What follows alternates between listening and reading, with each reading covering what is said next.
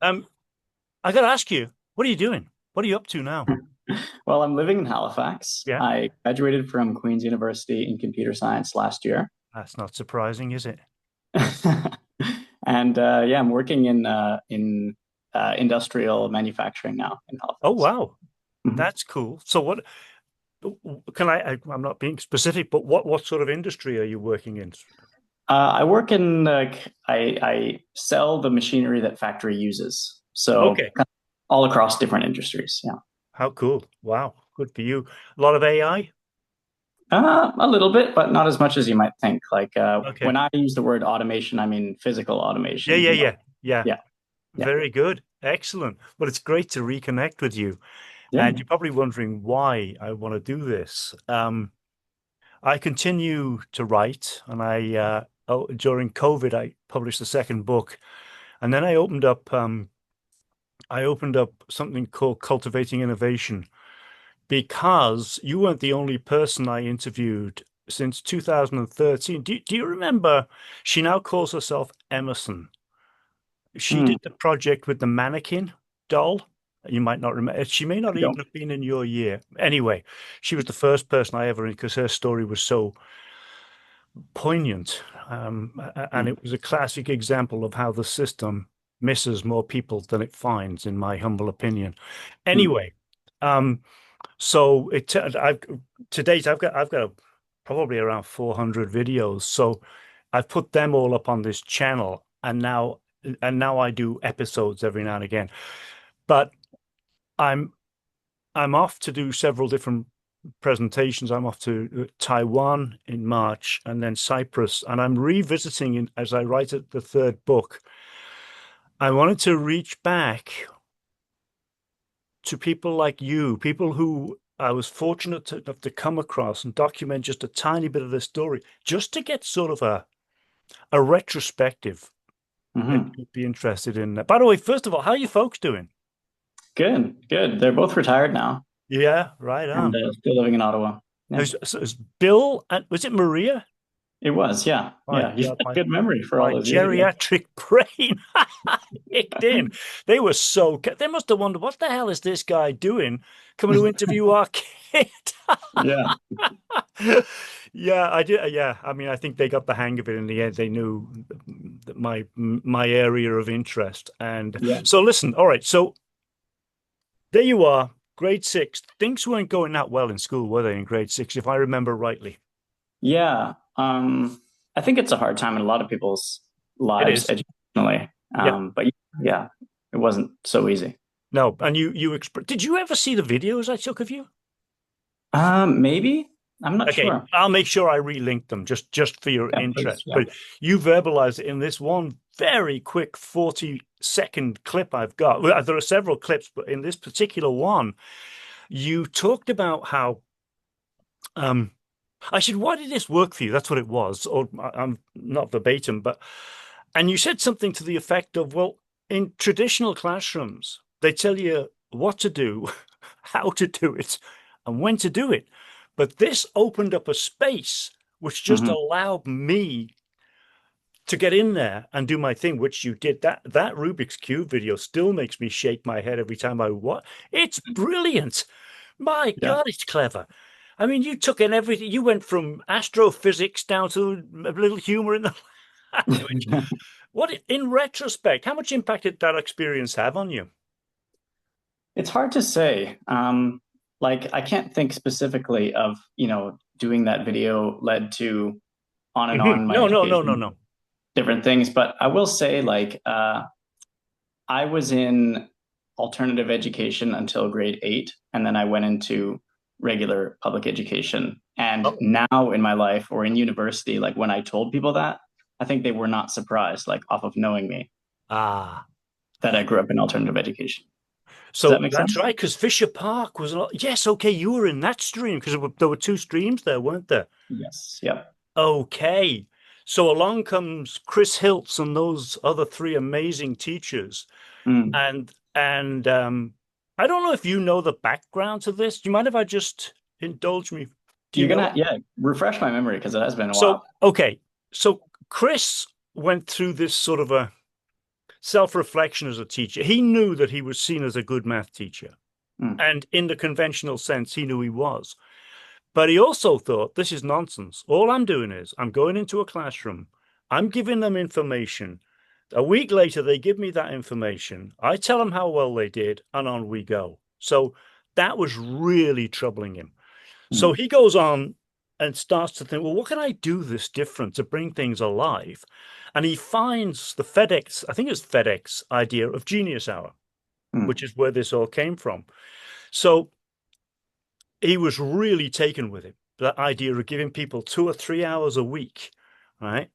And just saying, whatever you want to do it.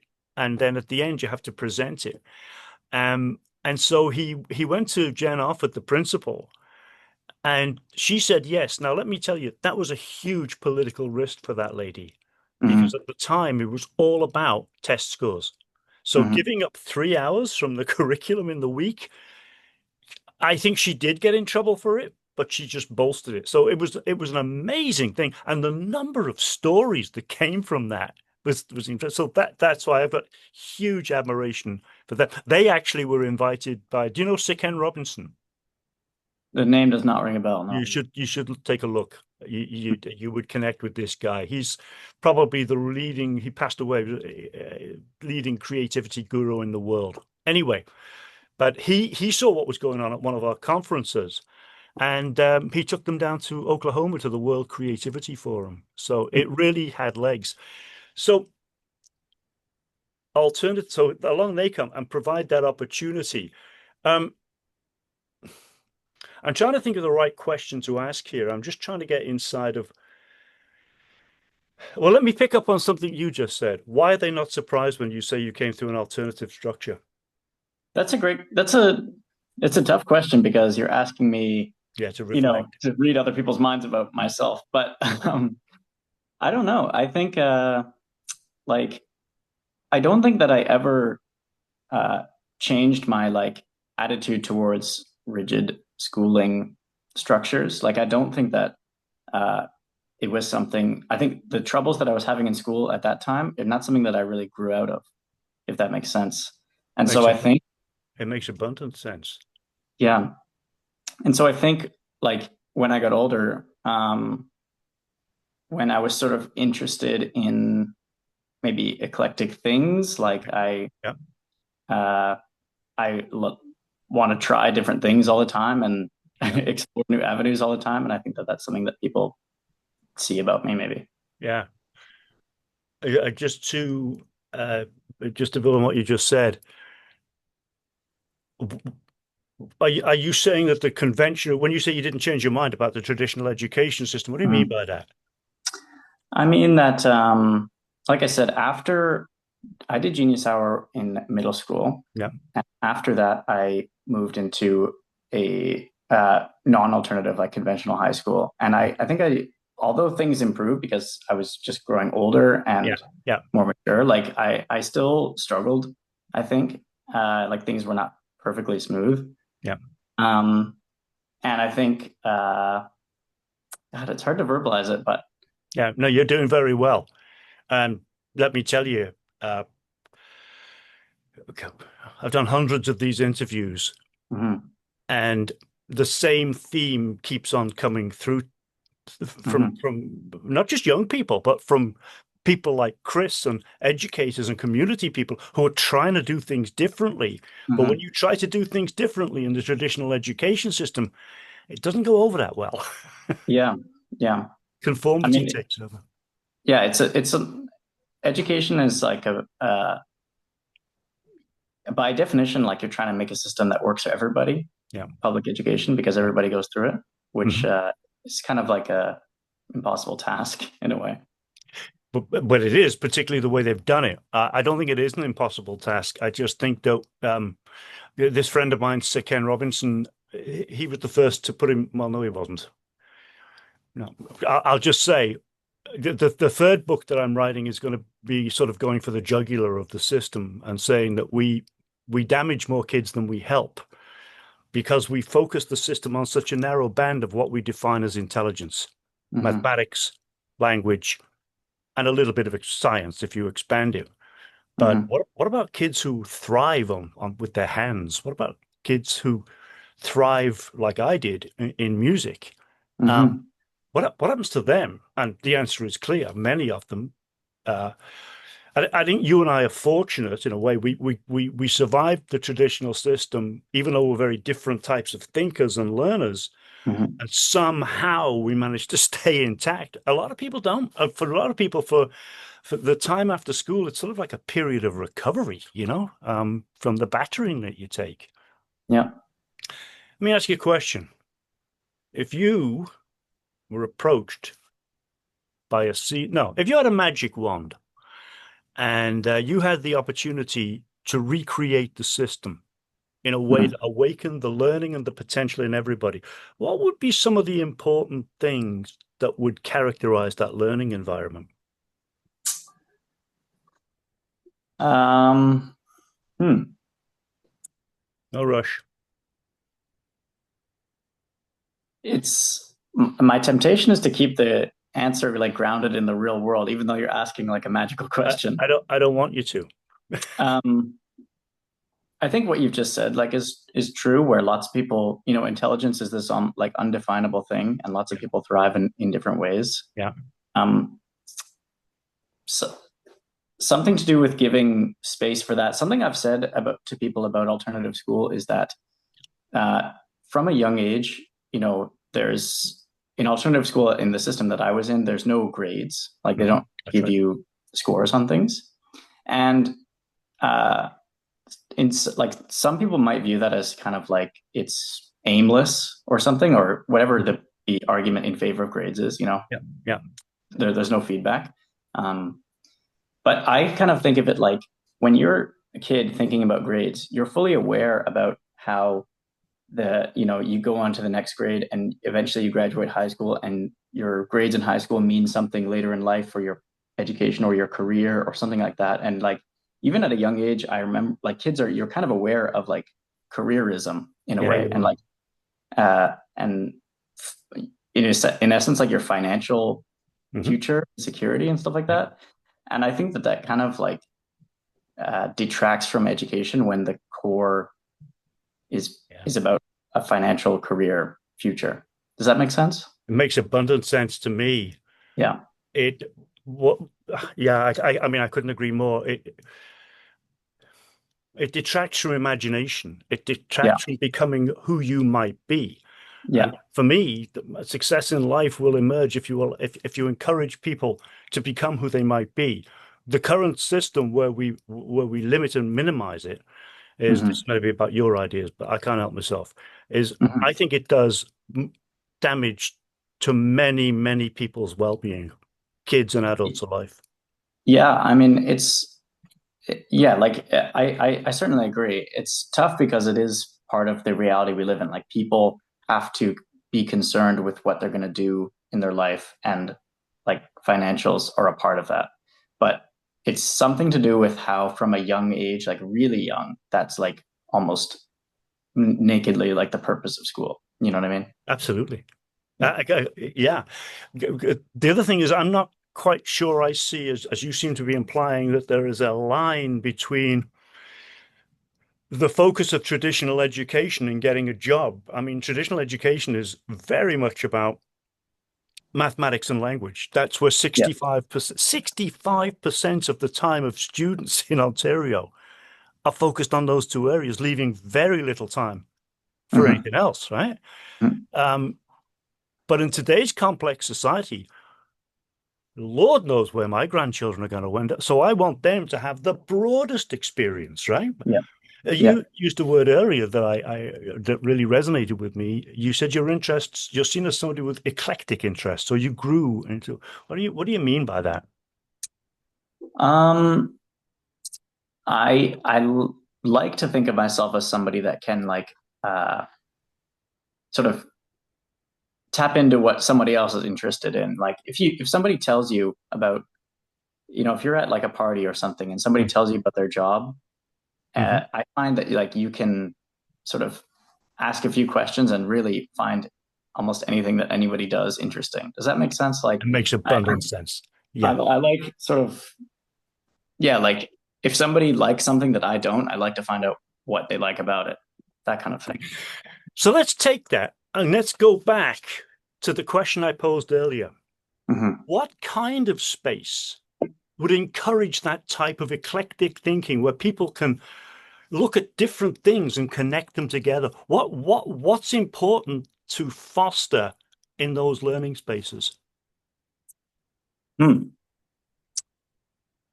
Uh, in a classroom, you mean, like, or in Yeah, but just don't think of the classroom as just four walls. Some of the best educational establishments I've been to, like take Genius Hour, yeah, some of the things that those kids were exploring, nobody in the school had the vaguest idea how to help them.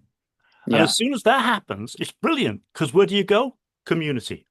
yeah, There's yeah. a lady called Margaret Wheatley says, wherever there's a problem, community is the answer, Hmm. right? So just with that in mind, don't think of the classroom as the physical space. What do we need to encourage in learning?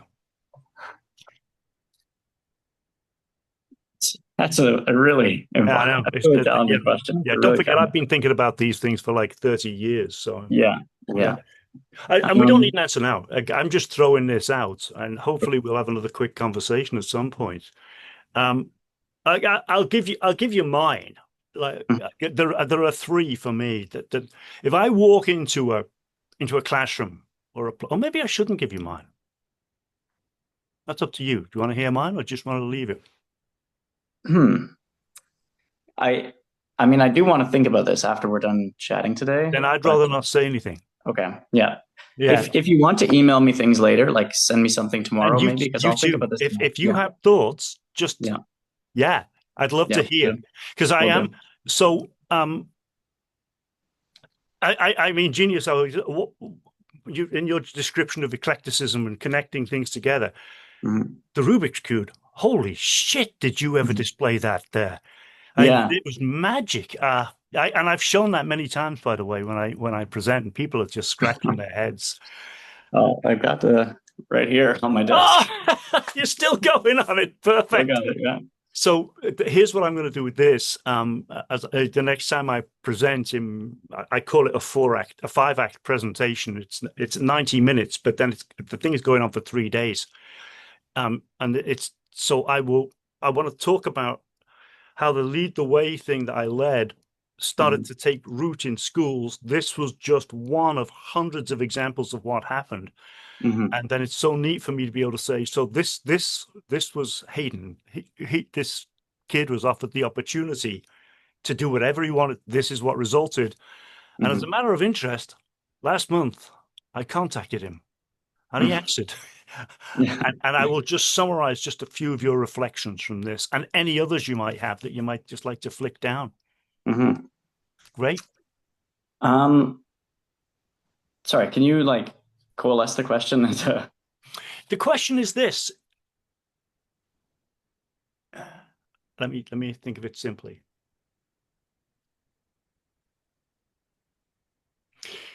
I'm the director of education or the minister of education for the province or Mhm. for the world. And I genuinely want to know how to transform learning in schools and in Mhm. communities.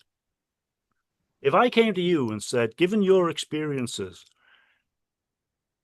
what advice would you give me in terms of setting up the right space for kids coming behind you to flourish so that whatever their ability is, they have an opportunity to experience that, to bring them to life as people? I think we've talked a bit in this chat about how math and language are like focused on so much in education. Mhm. And I think perhaps rather than that, like education can foster interest by explaining how things in the world are connected to each other, Oh, and an interest in math and language, which are valuable skills. Like oh, I shouldn't discount that they are valuable, but I think an absolutely. interest in math and language will arise from that rather than the other way around.